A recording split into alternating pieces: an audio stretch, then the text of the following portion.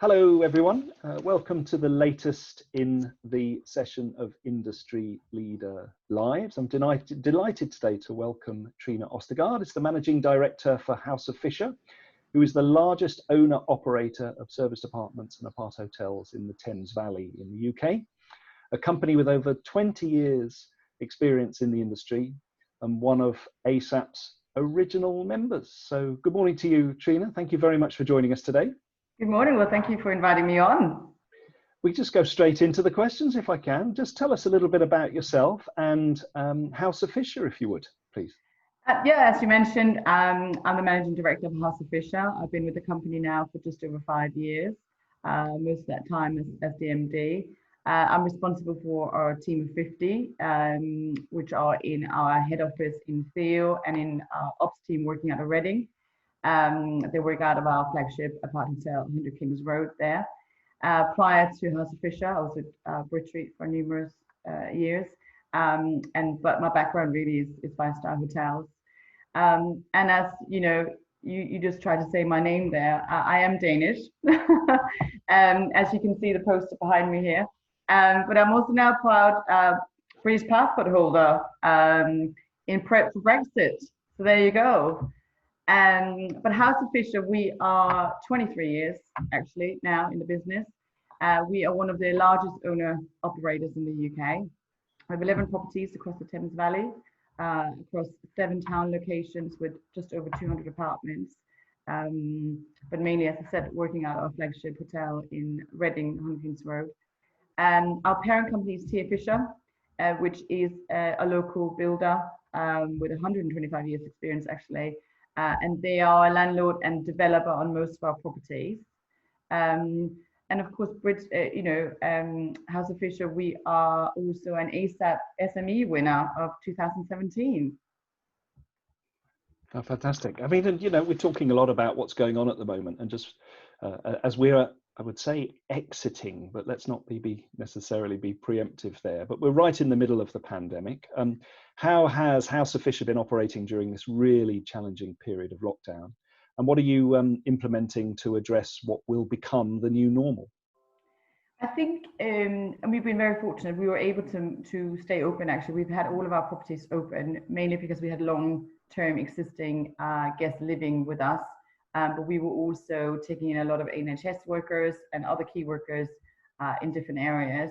But we also had an amazing ops team, and we moved them in. So we had people living in each property so they could take care of guests, the health and safety, fire alarms, things like that. But at the same time, we had our maintenance team working really hard, refreshing the apartments. So we've gotten loads done in terms of painting and siliconing and everything. So they'll be ready when the corporates come back. Prior to that, we obviously closed our offices down and everyone has been working remotely, but the business has been operating and we've been able to keep our guest services team operating as well 24 hours and move to things like Zoom and Skype. So we just moved all our meetings and continue to operate, I think, as good as we could. In terms of the new normal and what we're doing for the guests, we have had to pause the weekly cleans, for example. We're now putting 72 hours blocks on each departure to make sure that it's a safe environment for our teams to go in, and we'll keep that for the time being. But we've introduced new disinfectants, PPE. We've had, of course, some stock problems and supplier problems, which I think I'm not the only one with that problem. It's getting better, but we also have new SOPs and training programs, obviously, for the housekeepers, and each building is being risk assessed. And we are now implementing signage and sanitation stations going in each of the building, really. But I think also from a sort of a staff point of view, we're quite a small team. We're very sort of family team, and the culture is really important to us. So we have adapted a lot to Skype and Zoom and doing birthday parties and all that sort of stuff. And you will find us on Fridays, 5 o'clock with a drink, so don't call us then. And we will be doing quizzes, and we have different quiz masters, and just keeping that sort of going. We're hoping to open the office now in the next couple of weeks. I know people are sort of looking forward to coming into a bit more of a normality, really, in the office. But I think from a customer point of view, we were set up for the non-contact or contactless experience in the properties, and our payments are done through secure payment link. So on that side, we were able to manage quite well. And what do you think, I mean, I'll ask a lot of people as we have these conversations, what do you think your predictions are for the point at which we come out? Is it going to be a transition? Is it going to be a kickstart, an immediate kickstart? What are your thoughts about coming out of this pandemic then? I think from our point of view, I think we're a strong, solid company. I think we'll be okay. We're confident we're okay. But I think the landscape has changed and we all need to adapt. 100%. We need to adapt with new procedures and online options and new technologies and things like that. And I think personally, we need to probably look more at what the corporate needs and they want. Looking very much at, for example, internet speeds for working from home, desks and things like that. We probably need to adapt more to that kind of environment. But I guess we're all quite, unsure about the recovery. It doesn't help this travel restrictions. It doesn't help we have a 2-week quarantine coming into the country, and we're now waiting to see what the government will say. Are they going to relax kind of that whole thing with visa restrictions? We've heard projects are being delayed. So I think there's a lot of things that's kind of against us at the minute, but I think we have to take some of these positives for what we've been going through in the last couple of months and improve on our cost control, for example, and the use of technology. There are really opportunities here, same as target the domestic market and be a little bit more creative maybe with marketing and such. So I think there's definitely things we can do, and I think we can adjust. And I think it's important that we do it not just for like a temporary fix, but that we're doing things that will be in place. If you look at what happened after 9/11, we've had to live with security measures ever since.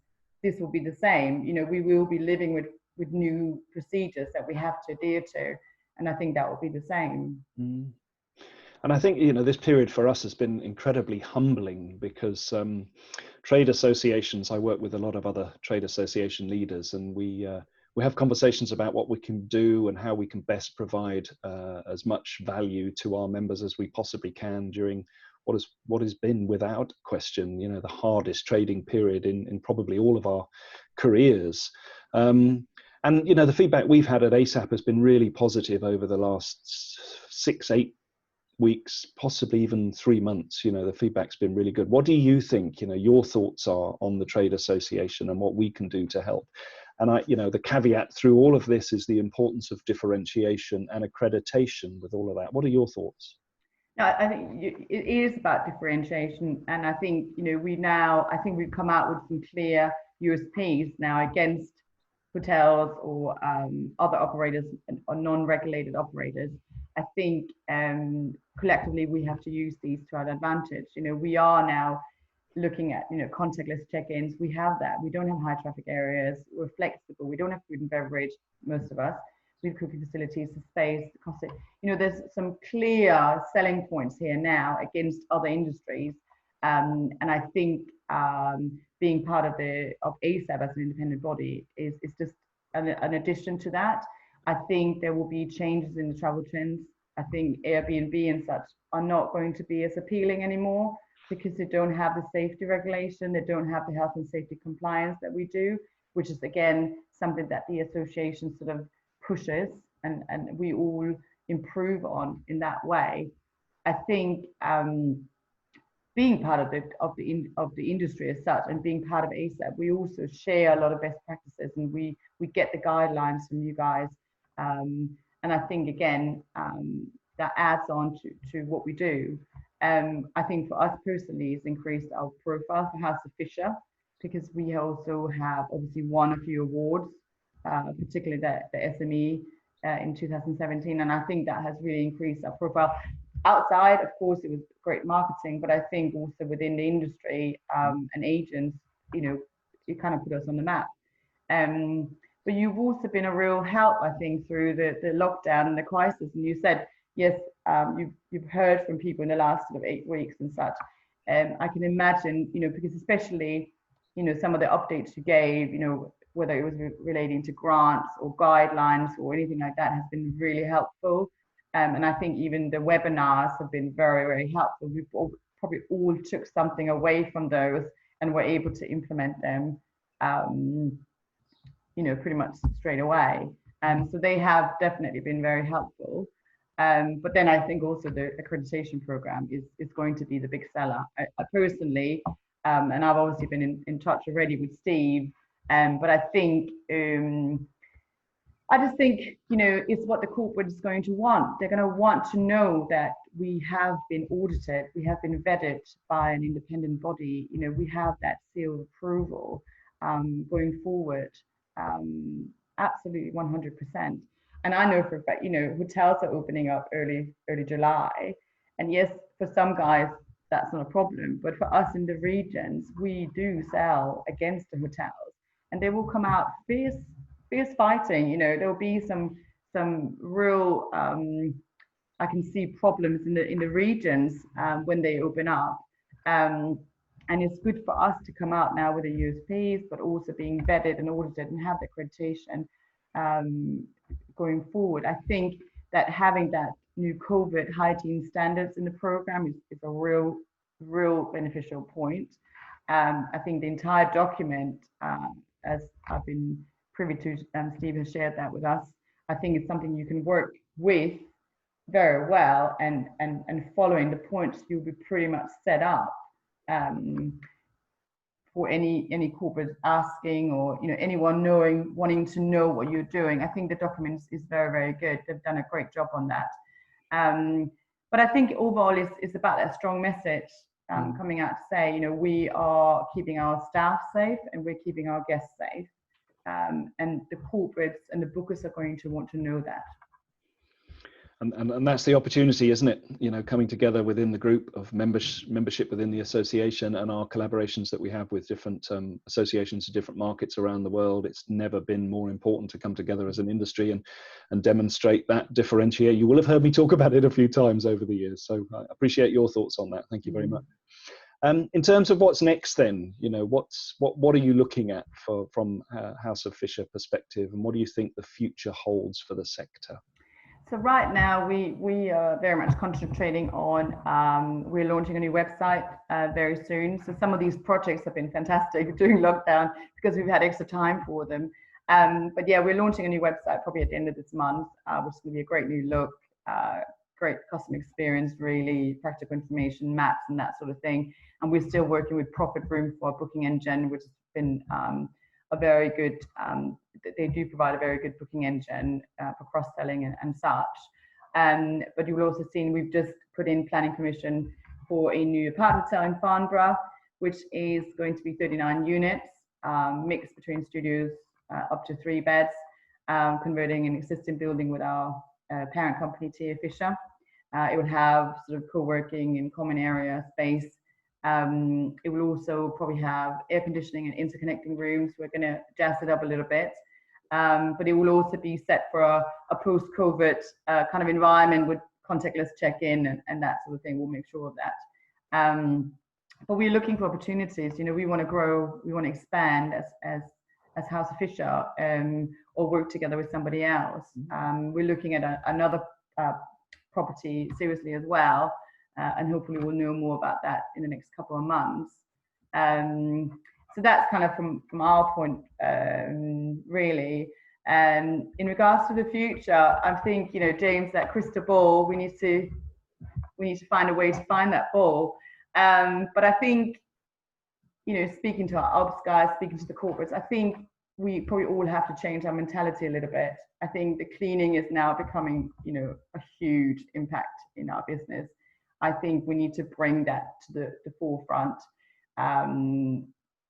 The standards and the cleaning. I read somewhere they called it a cleaning theatre now. So we need to show the guests what we're doing instead of doing it in the background and just kind of be hidden. We need to bring that forward. I think, our housekeepers are going to be the new heroes of the industry. We're going to be relying on them so much now because we cannot have any, infections or anything like that. And we need to be really on top of this.